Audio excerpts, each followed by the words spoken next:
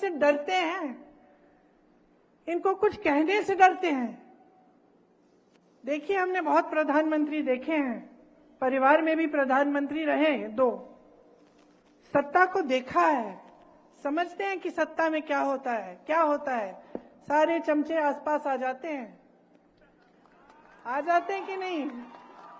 सब वही कहते हैं जो आप सुनना चाहते हैं। और अगर नेता समझदार न हो, अगर नेता में ज्यादा अहंकार हो, और अगर नेता आपको अपने आप को सर्वोपरि समझता है, तो वो नेता आस्ते आस्ते खुद भटक जाता है।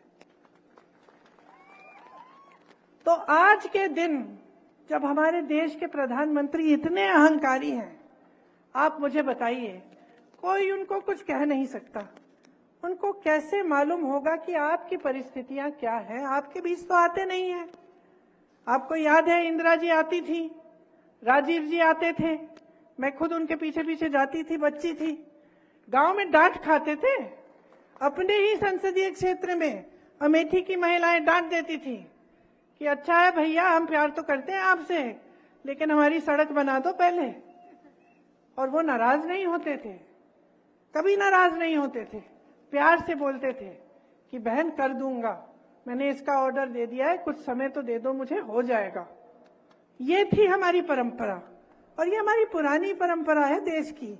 इंदिरा जी तो कितना आई। मैं छोटे से छोटे आदिवासी गांव में जाती हूँ, छोटे से छोटे घर में मुझे एक महिला मिलती है, बूढ़ी सी, बताती है कि मैंने आपके लिए, आपकी दादी जी के लिए मैंने खीर बनाई थी। और मुझे खुद ताज्जुब होता है कि दादी जी उस जमाने पे पहुंची कैसे? हम तो हेलीकॉप्टर लेके, फिर गाड़ी में जाके, फिर कैसे पहुंचे वहां? वो कैसे आती थी जब वो साधन ही नहीं थे उस समय इतने, लेकिन वो पहुंचती थी, क्योंकि यही हमारे देश की परंपरा रही है, अहंकार की परंपरा नहीं रही है। हमारे देश की जो परंपरा है, महात्मा गांधी जी से लेकर सारे नेताओं की, वो यही रही है कि जनता सर्वोपरि है, कि इस देश का किसान सर्वोपरि है। आज किसान को देखिए, आंदोलन करता है, दिल्ली आकर लाखों किसान बैठते हैं सर्दी में, उनकी बिजली काटी जाती है, पानी काटा जाता है, मोदी जी घर से नहीं निकलते, पूछते नहीं हैं। 600 किसान शहीद हो जाते हैं। कुछ किसानों को एक भाजपा का मंत्री कुचल देता है अपनी जीप के नीचे, मोदी जी फिर भी कुछ नहीं कहते हैं, सुनवाई ही नहीं होती। वो कानून तब बदले जाते हैं, तब वापस लिए जाते हैं जब चुनाव आने लगता है।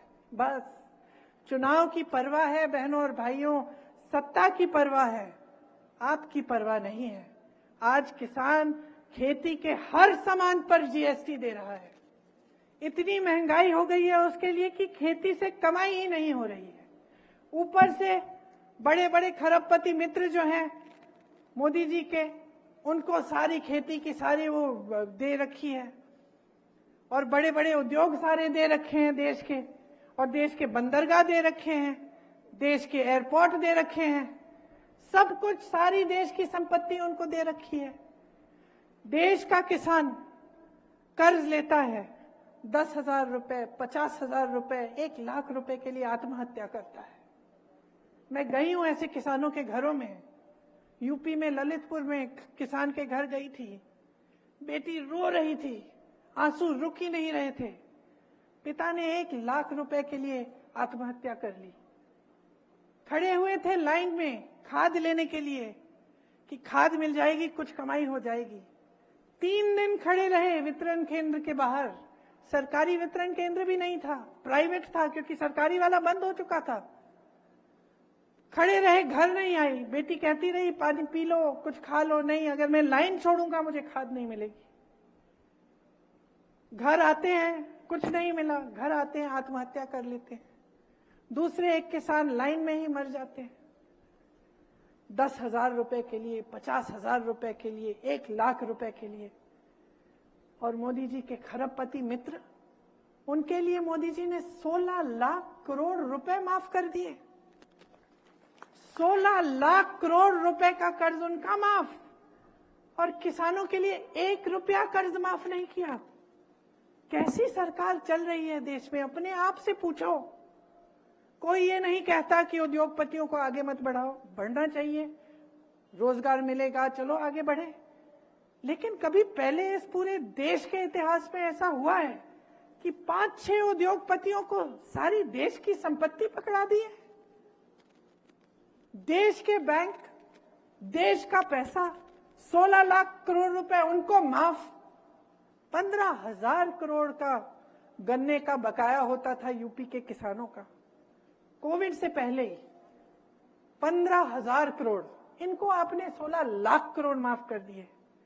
15,000 करोड़ का जो गन्ने का बकाया था वो भी नहीं दिया, उसके बजाय 20,000 करोड़ रुपए इन्होंने नए संसद को बनाने में लगा दिए, जबकि अच्छा खासा संसद था।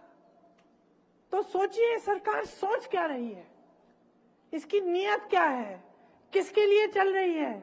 इस देश के गरीब के लिए चल रही है? इस देश के मिडिल क्लास के लिए चल रही है? इस देश के अधिकारी के लिए चल रही है जो पेंशन मांग के थक गया? कांग्रेस की जहां जहां प्रदेश की सरकार है वहां आज ओपीएस लागू है, भाजपा की सरकारों में लागू ही नहीं है। अधिकारी घबरा रहे हैं, कह रहे हैं हम नौकरी के लिए जब गए थे तो हमें यह आश्वासन था कि रिटायर होंगे तो हमें पेंशन मिलेगा, कि हमारा जीवन अब सुरक्षित है। आज परिस्थितियां क्या है पता नहीं कि पेंशन के पैसे कहां जा रहे हैं, किसमें डाले जा रहे हैं, घबराहट होती है। तो हर स्तर पे आप देखिए, चाहे किसान के साथ, चाहे आदिवासी के साथ, चाहे दलित के साथ, चाहे महिलाओं के साथ, हर स्तर पे झूठ का बोलबाला है। बस हम ये करेंगे, हम वो करेंगे, हम महिलाओं को स्वतंत्र बनाएंगे, ये करेंगे, पैरों पे खड़ा करेंगे, कुछ नहीं हो रहा है। महिलाओं पर अत्याचार होता है, मोदी जी मुंह फेर लेते हैं। बार बार हमने यही देखा, हाथरस में हुआ, पलक भी नहीं झपकाए। उन्नाव में हुआ, जिसने अत्याचार किया उसको बचाया। उसके बाद ओलंपिक वाली जो हमारी मेडलिस्ट हैं, जब ओलंपिक का मेडल जीत के आई तब मोदी जी ने घर बुलाया, चाय पिलाई, फोटो खिंचवाई। जब वही लड़की सड़क पे बैठ के कहती है मुझे न्याय चाहिए, मेरे साथ गलत हुआ है, मेरे साथ अत्याचार हुआ है, मोदी जी का घर 1 किलोमीटर दूर भी नहीं है, निकल के भी नहीं आते, उसको तब बुलाते नहीं है चाय पे। फिर पूरे देश के सामने बड़े बड़े मंचों पर सारी भाजपा की महिला नेत्रियां मोदी जी पे माला लगाकर कह रही हैं कि मोदी जी ने आरक्षण दे दिया है महिलाओं के लिए। सच्चाई क्या है? जो महिलाओं के लिए आरक्षण दिया है संसद में, वो 5-6 सालों तक मिलेगा ही नहीं, वो नाम के वास्ते दिया है। स्कीम्स जो दी हैं आपके विकास के लिए नाम के वास्ते हैं। अगर नाम के वास्ते नहीं होती तो आपको दिखती ना जमीन पे, तो आपके जीवन में तरक्की आती। वहां 16 लाख करोड़ रुपए देश के दे दिए, संपत्ति दे दी, बंदरगाह दे दिए, हवाई अड्डे दे दिए। यहां क्या दिया? 5 किलो राशन का बोरा। और इस 5 किलो राशन के बोरे पे कहते हैं कि आपका भविष्य बनेगा। किसने दे दी इनको ऐसी हिम्मत? राशन अच्छा है, सबको मिलना चाहिए, लेकिन क्या आप अपने नौजवान बच्चों का भविष्य इस राशन के बोरे पे बना सकते हैं? नहीं बना सकते हैं। कल मुझे कोई बोलेगा ऐसे कि भाई बेटा काम ना करे, हम 5 किलो राशन देते रहेंगे, लड़ पड़ूंगी मैं, क्योंकि हम सब चाहते हैं कि हमारे बच्चे बड़े हों, काम करें, रोजगार करें, कमाई करें, भविष्य उनका उज्जवल रहे। आज कुछ काम करें, कल प्रमोट होकर कुछ और करें, कुछ बड़ा करके दिखाएं। और हमारे देश की सरकार ने, हमारे सबसे बड़े जो प्रधानमंत्री जी हैं, जिनके पास इतनी सत्ता है, उन्होंने ये कह दिया कि बस 5 किलो राशन लो, चुप रहो, और कोई अधिकार नहीं है तुम्हारा, तुम्हारे लिए और कुछ नहीं है, सब अडानी जी, अंबानी जी और मेरे सारे दोस्तों के लिए, आपके लिए नहीं है। ये है आज की परिस्थिति। तो जब मैं कहती हूं कि ध्यान से इन बातों को समझो, तो मेरा मतलब ये है कि जो आपका जीवन है ना, वही सच्चाई है और कोई सच्चाई नहीं है। और ये जो है, ये बात जो है गहरी बात है। ये हिंदू धर्म की पुरानी परंपरा है। जितने भी संत महात्मा रहे वो हमेशा यही कहते थे, अपनी सच्चाई देखो, अपने अनुभव पर उतरो।